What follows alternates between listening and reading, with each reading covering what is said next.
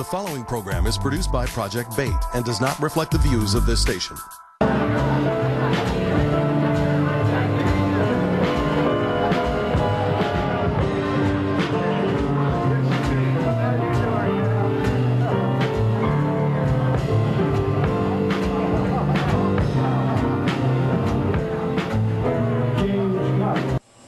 This is Mark Wells, and this is part 2 of the Wells Report on Blackface Before My People. This is Mark Wells, and this is part 2 of the Wells Report on Blackface Before My People.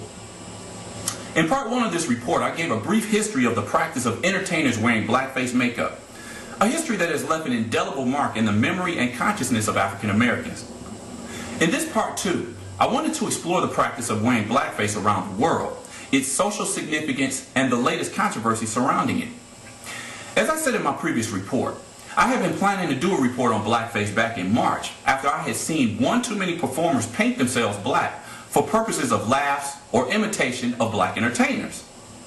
As a kid, I had always wondered why people would paint their faces pitch black and then proceed to sing and dance or crack jokes with this ghoulish imagery. At the time, I didn't know that this was a painful symbol of American racism, but for whatever reason, it didn't strike me as funny or entertaining. With the color of faces being pitch black and sometimes their lips painted red way outside the borders of where normal lips would end, I definitely hadn't ever seen anyone in my life or in my neighborhood who looked like that. As a matter of fact, I had never seen a human being look like that. Looking back now, I suppose that that was the exact purpose of wearing such outrageous makeup. It didn't look human. And as this appearance was meant to imitate black people, eventually it would stereotype and denigrate persons of African descent and in essence dehumanize an entire people. By the 60s, black protest helped end this humiliating form of what some people call entertainment. And although it's not surprising that vestiges of racist America still rears its ugly face, it's not shocking for those of us who haven't bought into the whole post-racial America thing. But what's up with these images becoming fashionable in other parts of the world? After seeing a few of these images around the world, I just shook my head and shrugged off the ignorance that I was seeing. But then I saw another image, and then another, and still another.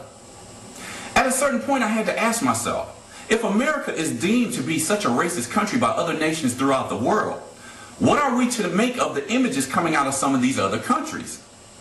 Let's take a look at some of these images. In January of 2009, we had this Japanese man impersonating Louis Armstrong on a variety show. Think to myself, what a wonderful world. In April of 2009 in Turkey, there was the TV anchor that appeared beside an image of President Obama after his recent visit. Tavrınız, samimiyetiniz ve yüzünüze.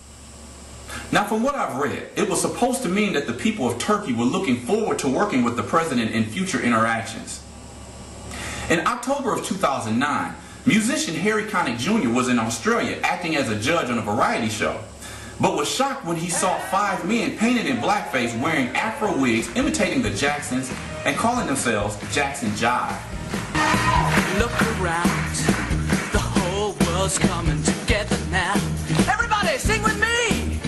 In Korea, a group calling themselves the Bubble Sisters were told that they weren't pretty enough to make it as singers unless they came up with some outrageous gimmick. So guess what they chose? That's right, blackface. In one of their songs, they actually sing about being ugly and that they wish they could be prettier. So what is the message when they sing about being ugly and choose to represent themselves in blackface?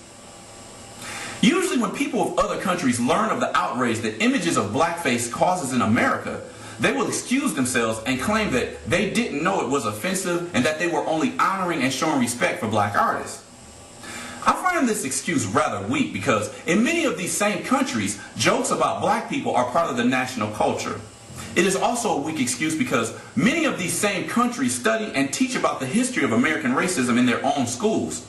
And when racism is exposed in their countries, they don't hesitate to point to the United States as an example of a racist nation.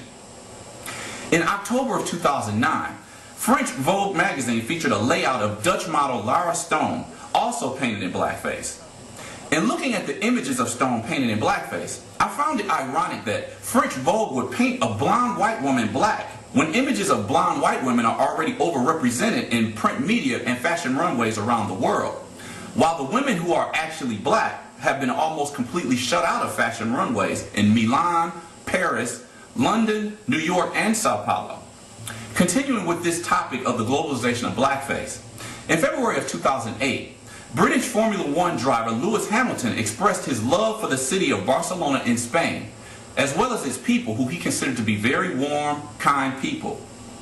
So it must have come as a shock to Hamilton in February of 2008 to look into the stands at the Circuit de Catalunya in Barcelona and see a group of Spanish fans with their faces painted black, wearing t-shirts that read, "Hamilton's family."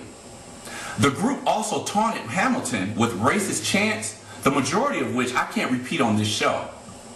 Hamilton became the target of Spanish fans due to his rivalry with another driver, Spanish racing champion Fernando Alonso. This incident during a Formula One racing event once again highlighted Spain's problem with racism. In 2006, World Reports highlighted a growing problem in Spanish as well as other European soccer fields. Besides yelling racially derogatory slurs, European soccer fans became infamous for making monkey noises and throwing bananas onto the field when black players had possession of the soccer ball. In closing this second segment on blackface, I would like to pose this question. Is it ever okay for non-blacks to imitate black people by wearing blackface? I will explore this question in part 3 of the Wells Report on blackface for My People. If you have a business in Metro Detroit, you should be in the Detroit Black Pages. For info, call 961-3289. That's 961-3289. Hello, my name's Gary Rocamore, and I'm the president of the All Home Improvement Repair. It's about that time to get your home repaired. Give us a call at 739-7771. That number again is 313-739-7771. Hello, I am Heather Johnson, and I am a media intern for Project Bait. I also co-host Business in the Black and work with For My People. I have never had so much fun doing work in my entire life. The people involved with Project Bait are so sincere, and they truly love what they do. David Rambo is an awesome producer. All the people that I work with have been great. I've learned so much, and I'm so excited to be a part of this team. We're going to be holding so many huge events, working with people, and continuing to work with businesses that are black-owned businesses, trying to get their message out to the community. We also want to highlight businesses. We want to highlight people. We want to help the African American community and make sure that they always have a presence in media. Project BAIT stands for Business and Black Awareness in Television. We are so happy here at Project BAIT that you're watching us, and we appreciate you. We are looking for other media interns. If you want to be like me or work with the wonderful David Rambo, feel free to work with us here or contact us at Project BAIT or this station.